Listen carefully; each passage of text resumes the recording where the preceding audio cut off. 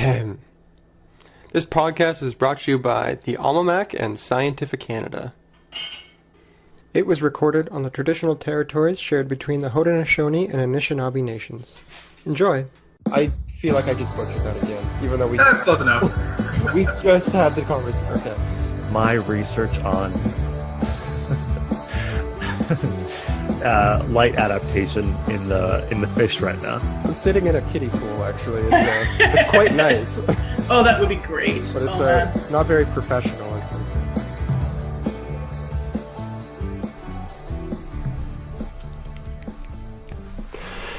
particle physics, huh? I've been studying physics for 10 years or so now, and I'm still blown away by particle physics. You know, figuring out how the world works when you can see the things that you're studying, with your naked eye is, it's already pretty hard. Seeing what happens on a cellular level or 1,000 times smaller than that, and actually being able to, visualize things like bacteria and see how they operate, that's also wild. But with microscopes, we can do it. We're, even able to see things as small as DNA and viruses now. But that's still way, way bigger than atoms. Once you get to the atomic scale, you're trying to look at things that are smaller than, typical wavelengths of light. So how are you supposed to see it? How are you supposed to study these things? Well, particle physics looks at things even smaller than that. So if you're, say, around 2 meters tall or something, if you wanted to write down the size of the subatomic things that I'm thinking about, if you wanted to write it down on paper, you'd have to start with that 2 meters and then add somewhere between 18 and 24 zeros in front of the 2. So what are you supposed to do? Well, the Large Hadron Collider is built to do just that sort of thing, study things that are on that scale. You may remember the LHC from the news a while back. That's the experiment that's basically this 27-kilometer long loop below Switzerland. So what it does is scientists will fire high-energy beams around this loop, and the goal is to have these beams full of particles smash into each other. When they smash into each other, they break apart, and scientists want to look and catch glimpses of the little pieces before they all disappear. It was super expensive to build, it's super expensive to operate, and it produces a ton of data. A ton of data that scientists all around the world study. So, the Large Hadron Collider, it's made up of a bunch of different experiments run by different international collaborations, but it's all happening on this 27-kilometer loop. All these experiments are attached to the loop, but at different locations around it. This requires a ton of oversight and collaboration between experiments, and to facilitate this, the collider basically needs a governing body to keep everything working smoothly. It's almost like its own country or something, built within this giant loop, which is about 8.5 kilometers in diameter. It actually kind of reminds me of Vatican City, the Catholic Church and everything, except it's about 8 times wider. But the point here is that, being able to run experiments that study the things that make up atoms requires an enormously connected world of collaboration. The science blows me away, but so does the politics. So why am I telling you all this? Well, today our guest on the AlmaMAC is a Carleton grad student via McMaster who works on this big loop. Davis Purcell is an ex-McMaster student graduating with an MSc in physics from the same lab that I'm currently in. Now he works with a group out of Carleton with ties to the Large Hadron Collider. This week, I talked to him about his research, looking at the smallest things in the universe, and we talk a lot about being a part of perhaps the biggest science collaboration in the universe. Stay tuned. Hello, everybody, and welcome to the show. I am your host, Adam, and today we have a very special guest. You've seen him before. BDP, Davis Purcell. Welcome to the show. Welcome back. So we've had you on before. You were on in the summer. You were telling us about, what was it? The conference, the Pint of Science. Yes. Yeah. Pint of Science Canada. Well, not conference. Yeah, the Pint of Science event. The first virtual, fully online Pint of Science event. Yeah, the week long. It was awesome. Yeah, hopefully you were able to tune into a bunch of the different talks. I was in France at that time. So my talk, which was for a younger audience, ended up being at like 10 p.m. my time, and so then the next round of talks were at like midnight or 2 a.m. for me. But like Wednesday, Thursday, Friday night, I still stayed up until like 3 a.m. for 2 of the 3 nights, just because there were so many awesome speakers that I wanted to be able to see. There was some really good stuff. You were on a 2-person sort of panel, and you were with an astronaut, if I remember correctly. Yeah. Me and Dave Williams. That was really cool. Yeah. So we sort of we planned it out to make it a nice sort of hour-long talk-ish that one led into the other, and it worked out. Nice. It worked out really nicely. Yeah.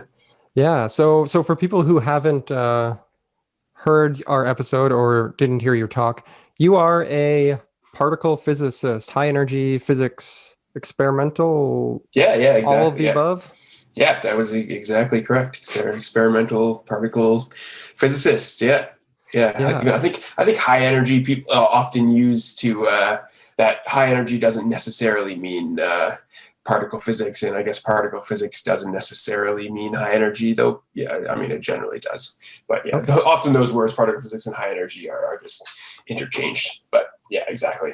Experimental particle physicist on the ATLAS experiment at CERN, which is the biggest particle physics lab in the world. And ATLAS is a general purpose experiment at CERN that measures looks to find all the particles that are created when the protons created or injected by CERN into the collider smash into each other and have these tiny little explosions from the collisions.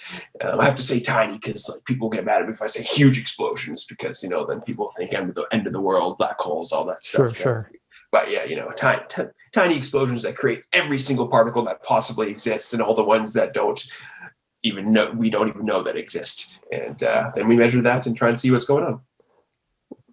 We can say pound for pound, though, pretty big, right? Is that fair to say? Very densely packed energy? That's very different, right? Yes. Okay.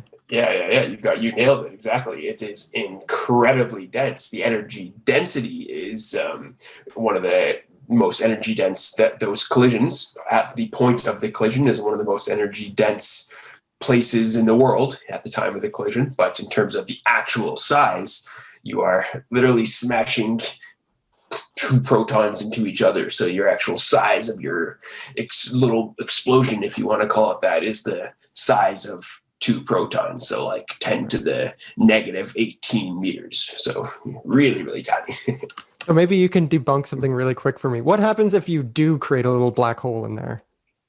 It would evaporate instantaneously. Okay. So black holes. I mean, we probably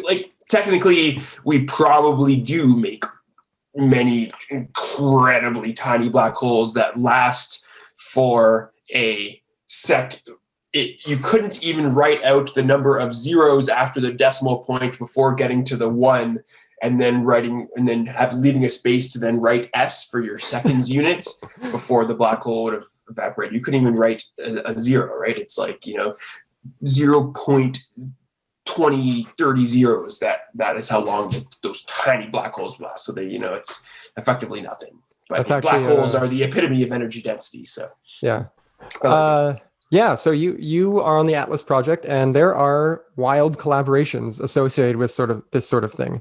You're at Carleton, but you spend, not very recently, but in theory, you could spend a ton of time in Europe if you wanted to. Yeah. So the way it works is that CERN is a international lab, and so there's over 100 countries around the world that are a part of it in some way. There's different levels of how a country is a part of it, but I mean, whatever, not so important for us. Yeah. And so everybody is going to CERN or working with CERN because that's where the experiments are. I mean, everybody in the world has to work together to be able to afford a collider that can make these kinds of collisions. That is expensive. It requires a lot of energy, it requires a lot of infrastructure and engineering, right? So it's a huge deal. It's a 20 plus year process, even deciding where you want to build one of these things. And I mean, we know overall there's relatively little money in the world for science research. And so when, compared to something like various countries, I don't know, defense budgets, but we won't go there. And so the whole world has to come together to be able to be like, all right, we only have money for one of these things. Let's do it. And then we'll all go there to work there, or we'll all work remotely with each other. So because of that, you're constantly working, if you are in association with CERN in any way, which can be engineers working on site, engineers working remotely, physicists working on site, physicists remotely. Often, you go back and forth a lot, like I was, right? I'm back in Ottawa now, like you said, after spending 15 months there. And of course, there's many other people beyond engineers and physicists too, right? Just administration people, business people, lawyers. It's a full little government almost, right? So sure, to be able to run this thing and working with all different governments from around the world to get funding and make sure it's properly allocated, and that all the different governments are getting what they want out of their money. I'm glad I don't have to deal with all that. The CERN Director General has an incredibly difficult job. I can imagine. Fabiola is an amazing person. Yeah, that seems incredibly complicated. One of the things that I'm kind of interested to ask you about, and listeners might know this, we worked in the same lab for some time. I know from working in this lab with maybe 10 people in the summer, if we have summer students and stuff, that we only have so many instruments. You have to sort of collaborate on schedules so that everybody gets what they want. How does it work with Atlas and the various CERN projects and the thousands, tens of thousands of scientists? How does everybody get something out of this relationship? Is it just you produce tons of data, or? Yeah. So yes. It's funny. Yeah. Cause me and you are in the lab, or we both want to use this. Yeah. The one tool that we don't have, the vacuum annealers, right? Yeah. I'll send you a text actually I'm using this. I got something in there from 4 to 10 PM. I'm like, okay, cool. So cool. If I come in at 11 PM and I'll just do a little night shift to get what I want done. Mm-hmm. Yeah, great. Okay, sweet. All right. I'll go in tonight or tomorrow to do that then. Perfect. Yeah. Right? Every once in a while, you bump heads a little bit, I thought I had it today. Yeah, you don't. yeah. Oh, Dan, I texted you. I said today. I meant tomorrow. The annealing ran long. Crap. Exactly. Yeah. Half my film's melted. I really gotta get I gotta get them in. So I'm just sorry. Can I redo this? Yeah. So does that kind of thing happen between countries? Does Canada show up to Atlas and be like, New Zealand, what are you doing here? It's I thought you had it next week. Does that happen? Or? All right, sorry. I guess we'll go home, and then I'll see you. Come back next week. Well, but exactly. I mean, imagine that scenario zoomed out on a scale, a factor of 1,000 or whatever, right? And so then when you have, that's every aspect of it. So you can't just text your friend New Zealand overnight and be like, hey, I'll be there tomorrow. So can you wait until the next day? These things have to get planned years in advance. But of course, it's not so much the countries doing this, but the experiments, right? There's no country versus country or anything like that. Everybody, all the countries are a part of a certain experiment or multiple different experiments. So then it's the experiments putting in their requests for certain different parameters as part of the CERN accelerator beam line. Maybe they want a whole bunch of protons slammed into each other at once. Maybe they want just a couple for higher precision measurements. Maybe they want to slam lead particles into each other for more nuclear physics type experiments. And so these things are all mapped out basically at least 1 year in advance, and it's done by the experiments. So once you're signing on as a country, you are more putting the you are putting it in the hands of the researchers who are working for universities as part of your country, and these researchers are working as part of that experiment. So it's like a worldwide collaboration for one experiment, like my experiment Atlas, and there's another worldwide collaboration for another experiment. The other big one is called CMS, and so then we, as a full experiments, write proposals to CERN to say like, oh, can we do this for the beamline? Can we do this for the beamline? But then when the beamline is running, everybody is still using that data. All the main experiments around the Large Hadron Collider, which is the name of the CERN big accelerator, everybody is still using that data, the 4 main experiments that are around that collider. So it's a lot of collaboration, but then also once you know the schedule, that's important because nobody wants to waste any data. So then you see, okay, so now what can we look at to optimize for this set of collisions that, it was selected by this other experiment, but that doesn't mean it's not useful for us. And then in a month, we'll get the selected set of collisions that we chose. And so now that's great too. But it's all a lot of collaboration and people working together, and trying to come up with good ideas for cool new ways that you can adjust the parameters a little bit to try and find new things.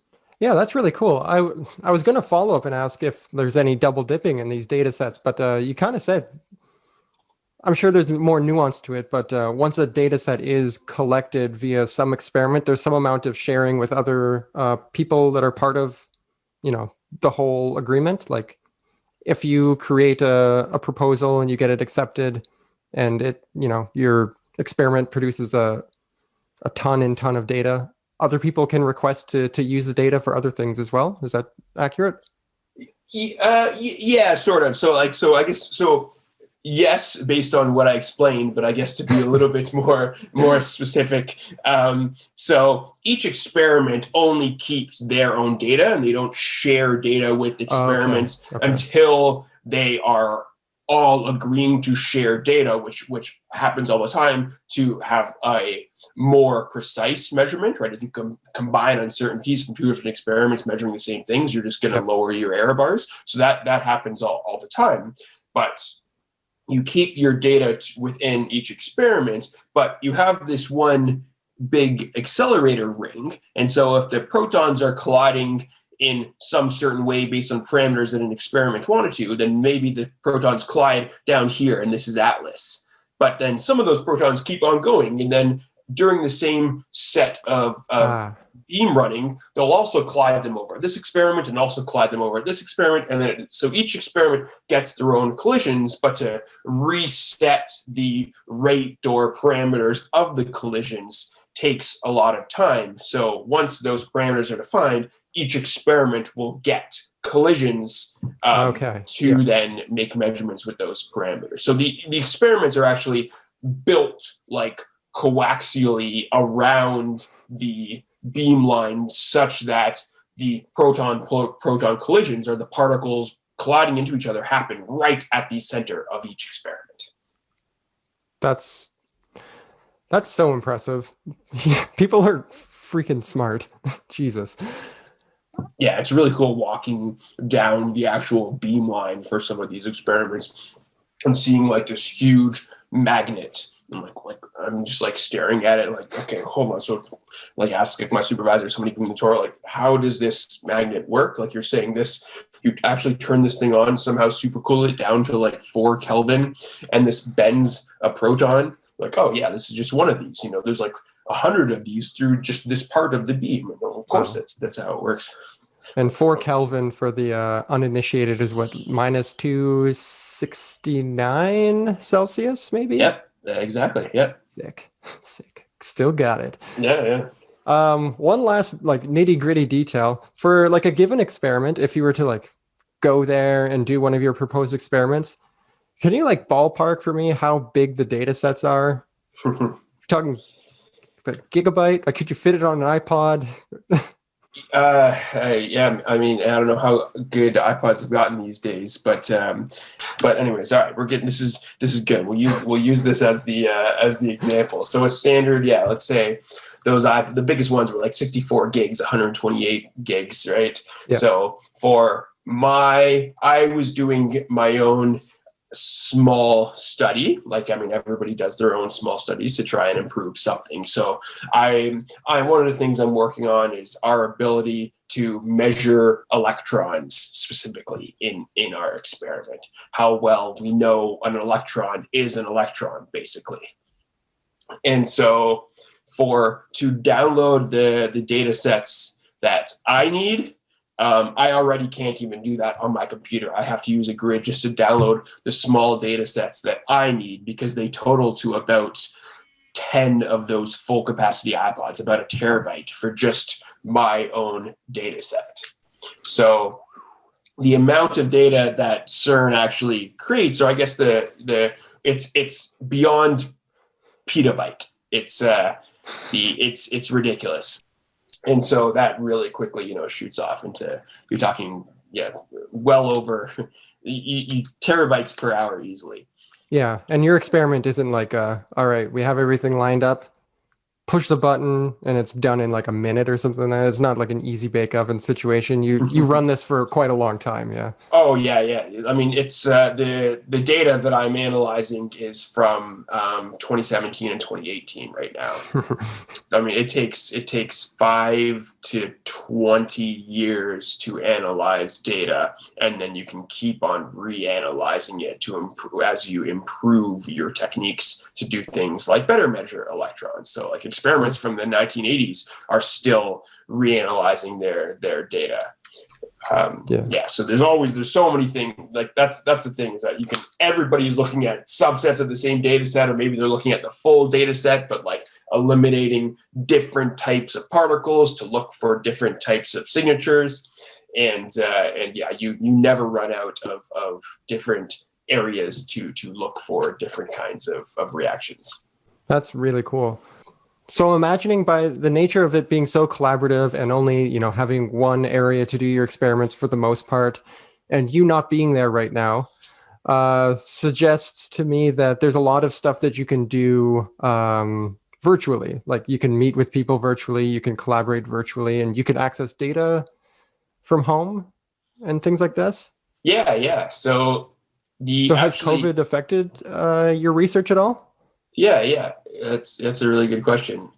So when talking about like accessing data virtually, even if you are on site at CERN, you're still accessing data virtually, because if we recorded all of the data, just like, let's say, like I want this data, let's record it from the accelerator right to my computer personally, very quickly, basically within the matter of a minute, you would less than a minute, you destroy your computer. You'd fill it up beyond anything it can possibly handle, right?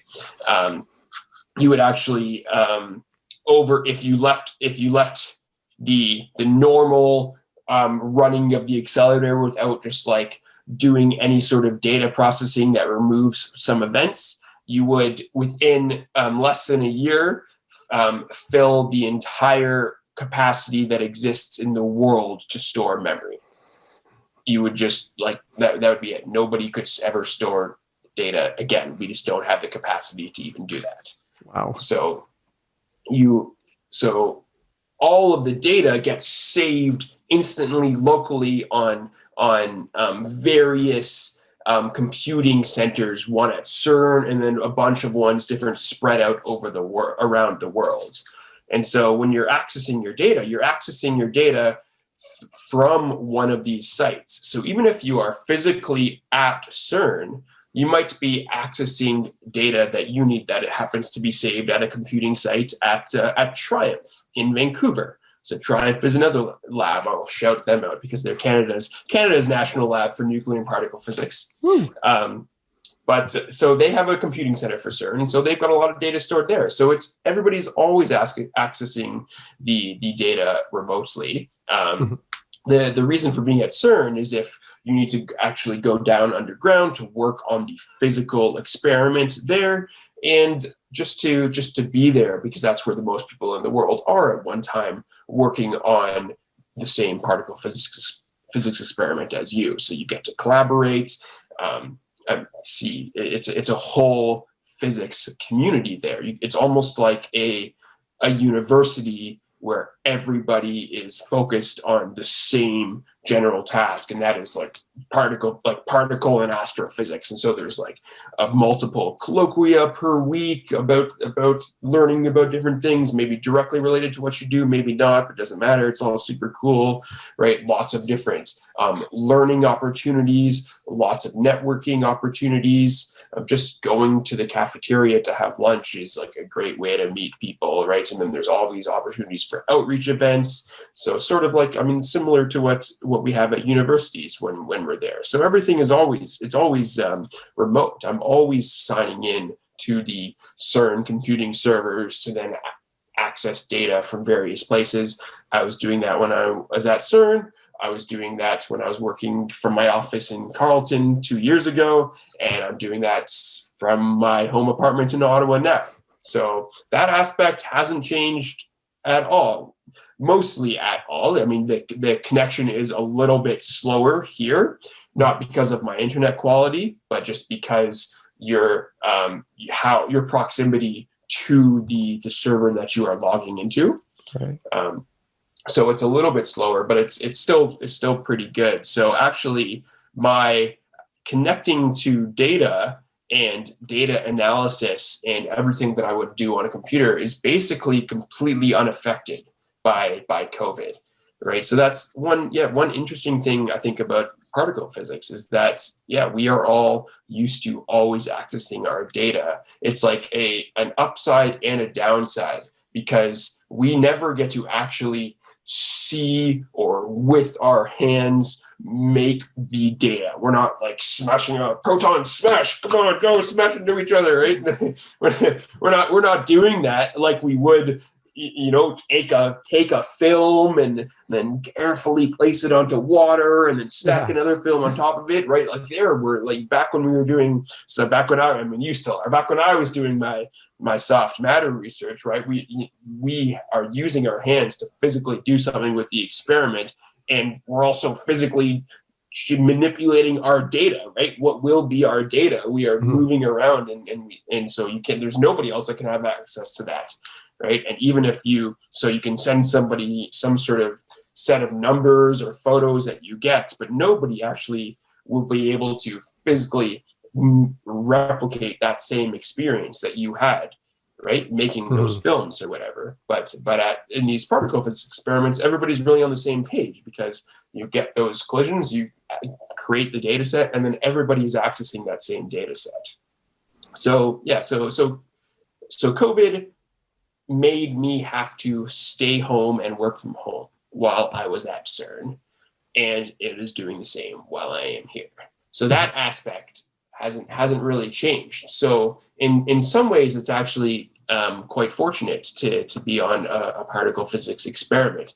I mean, I really, really feel for people like you doing research, right? Chemists, biologists, all these other fields that have to physically go into their lab to do the experiments and just have had no way to do that, or no way for a long time. And it's much more difficult now, even when you can arranging. It's like now the much more extreme version of having to text your friend and try and, don't use this. Can you please wait? I'm using this piece of equipment until tomorrow night when I'm done. It's like, no, you got to call the university administrator, tell them that you're coming in, get permission from all the different people you need permission from, go into university and make sure nobody else is there, and then schedule a time again in a week. And even if that's possible, I know that wasn't possible for people like you for a long time, right? And like, how about those people that work with living things that have to like keep things incubated properly, or like nightmare? Yeah, that's hard enough when you're already on a schedule in a normal lab where you have to, you're keeping worms in a fridge. You have to go in every 3 nights to make sure that they're properly fed and everything. Yeah. How does that possibly work now, right? There's no way. I don't see how these other researchers have been able to keep up their work. So it's really incredible that some people still are able to keep doing research, right? Unfortunately, that's all the time we have this week. We talked for about 90 minutes about all sorts of things. I think I'm going to make a bonus episode out of it, so you can find that at scientificcanada.ca. If you want to find Ben, you can get him on Twitter at Ben Davis Purcell. Thanks again, Ben, and thank you everyone for listening. See you next week.